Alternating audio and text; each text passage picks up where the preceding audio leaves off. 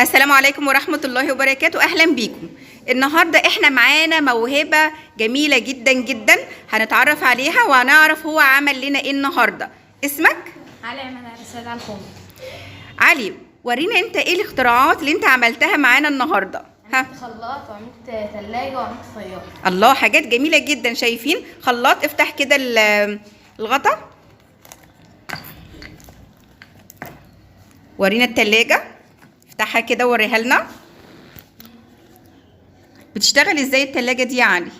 بزراير بمفتيح شغالة كده. باللمبة.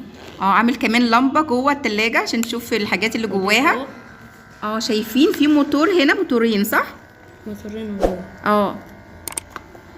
باينة، هي باينة يعني. ايه، موتور شغال اهو عشان يعمل على تبريد الايه؟ الهواء. برافو عليك، جميلة قوي التلاجة دي. وعامل ايه كمان؟ في بس التلاجة يقفل بابها عشان الاكل ما يبص.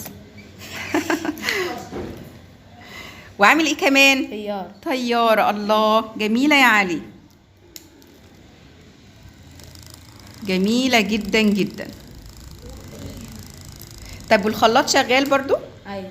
طب وريهولنا كده يا علي. حط الغطا عليه، الغطا بتاعك.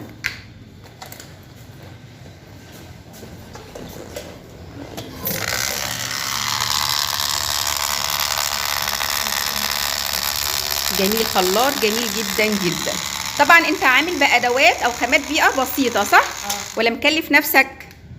لا، كان المواد الحاجات ديت كانت عندي. يعني عامل اعاده تدوير لخامات البيئه البسيطه. جميله جدا يا علي. طب هنشوف زمايلك هيسالوك اسئله كده.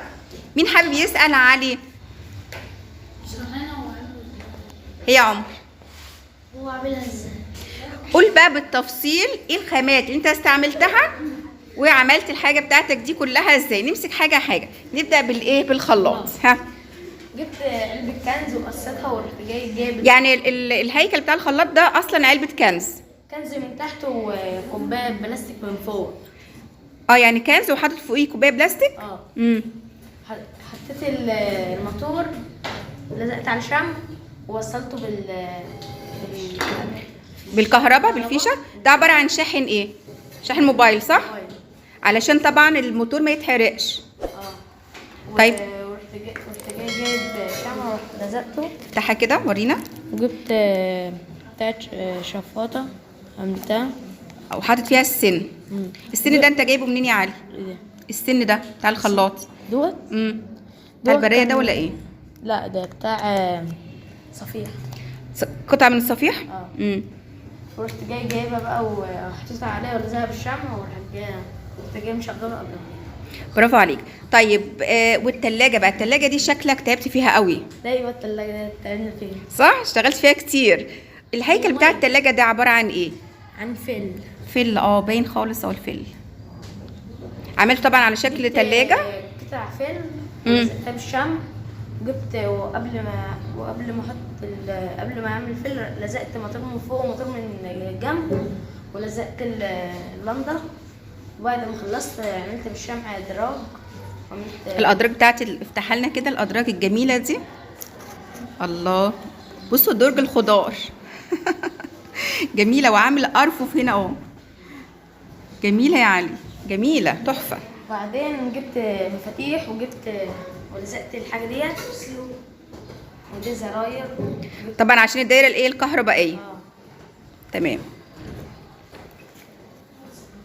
والطياره جبت من عصايه اللي هي بتاعت الجيلاتي. الستيك بتاعت الايس كريم.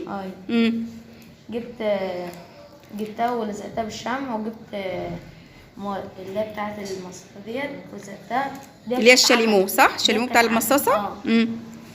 ومروحه دي كانت جايبها منين؟ دي كانت عجله بتاعت عربيه بس انا قطعتها وبقت على شكل طيب، على شكل مروحه. طب والرجول بتاعت العجل بتاع الطياره ده؟ كانت بتاعت عربيه برضو بس انا قصيتها منها ولزقتها. تعرف اجمل حاجه فيك يا علي ان انت فعلا بتفكر كويس جدا وبتعمل اعاده تدوير لخامات البيئه البسيطه، بيرجع يستخدمها تاني بدل ما بيرميها، لا بيعمل منها حاجات ايه؟ مفيده. ودي حاجه جميله جدا جدا.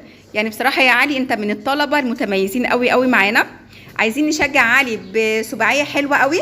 نعد كده 1 2 3 ابتدي.